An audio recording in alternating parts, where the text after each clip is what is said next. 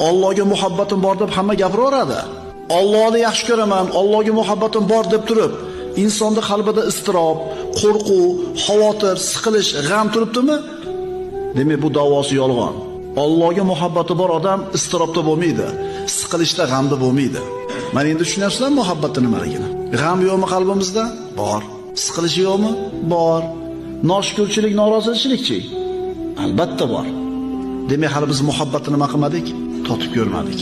Ammo Allohning fe'lini yaxshi ko'rgan bo'lsang, haqiqatan qalbingda Allohga nisbatan muhabbat bo'lsa, Alloh seni qalbingga nurni ato qiladi.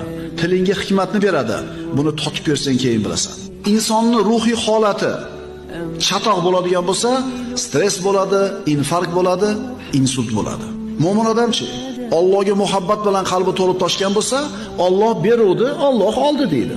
Bergani ham sinov edi, olib qo'ygani ham sinov.